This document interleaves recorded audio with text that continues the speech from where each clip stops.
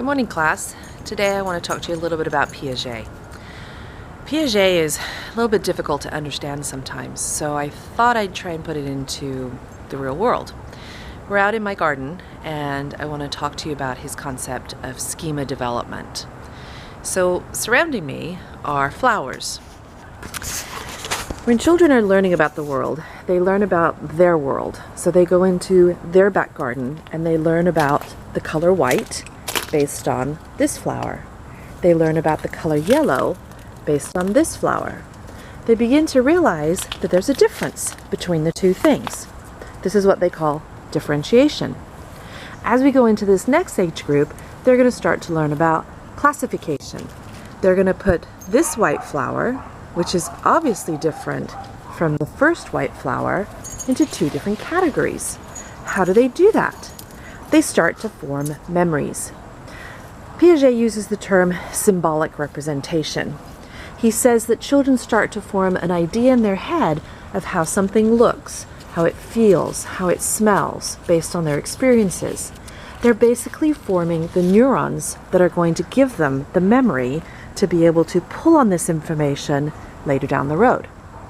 Now, the age group we're going into, the children are coming out of sensory motor perception, where they've, like I just said, touched it and smelled it and formed that category.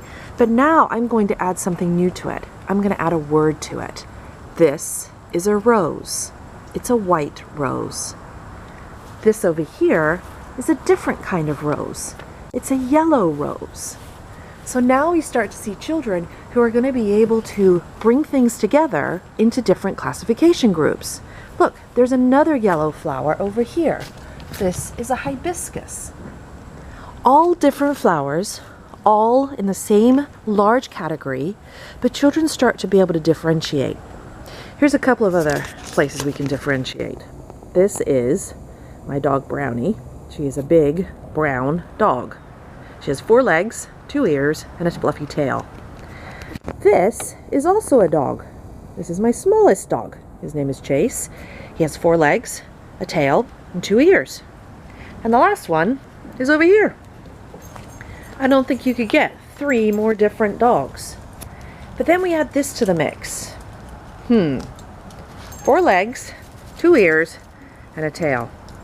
The obvious difference between them? The dog likes to chase the cat. The cat meows. The dog barks.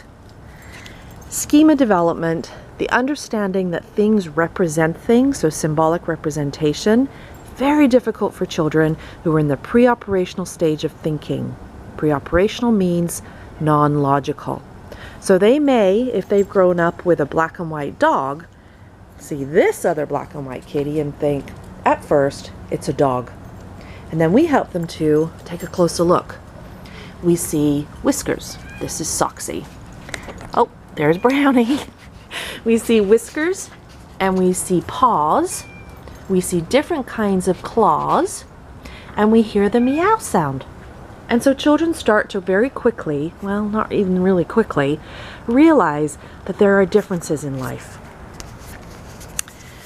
So that's a quick introduction to where we're heading this chapter into the ideas of the pre-operational thinking. I'm going to make another video to talk a little bit more.